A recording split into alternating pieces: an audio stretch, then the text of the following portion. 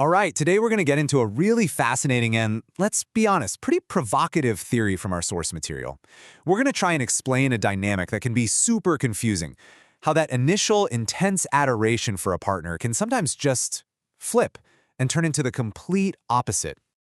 Okay, so to really get this, we have to start with this one powerful image at the heart of the theory. Just picture it.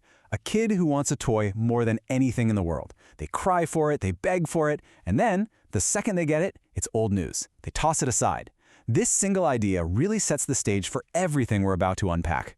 So this isn't just a random idea. The source material actually gives it a name, the devaluation mechanism. And what is that exactly? Well, it's a theory that tries to describe that exact moment when the thrill of the chase is over, when the partner has finally won, and suddenly all that desire just sours into contempt. So, the big question is, why?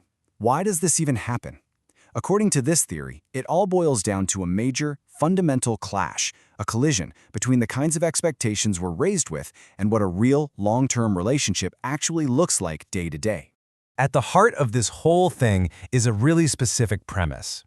The theory argues that there's a kind of social programming going on, creating what it specifically labels princess expectations. You know, this idea of a perfect romance shaped by fairy tales that real life might just not be able to deliver on.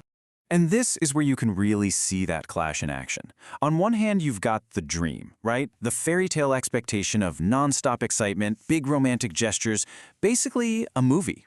And on the other hand, you have what the theory presents as reality. A stable, predictable love built on comfort and safety. And here is the absolute kicker, the big twist in this whole theory.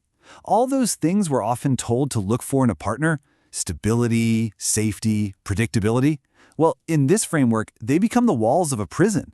That feeling of comfort, of being home, starts to feel like you're trapped, stifling that need for constant excitement. Okay, so that's the why. But what about the how? I mean, how does a deep emotional connection actually turn into this feeling of being caged? Well, the theory proposes it's not just an emotional shift, it's a biological one. It's actually happening in the brain. And they have a name for this neurological process too. It's called the Familiarity Gap. And the idea here is pretty wild. It suggests that when a partner becomes completely familiar, totally safe, and 100% predictable, they stop triggering the brain's reward circuits. They basically become, as the source puts it, neurologically invisible. So let's break that down into 3 stages. Think of it like this. First, you've got step 1, the chase. This is where dopamine, that feel-good reward chemical, is just firing on all cylinders. Then comes step 2, the capture. The excitement fades and it's replaced by safety and stability. But that leads directly to step 3, the invisibility, where the dopamine levels just bottom out and the partner doesn't grab that same neurological attention anymore. And this is where everything changes. According to this framework, the primary motivation completely shifts. The goal isn't to build a deeper connection with that person anymore. It becomes a hunt, a neurochemical search for a new experience that can provide that dopamine hit, that jolt of excitement that's now missing at home.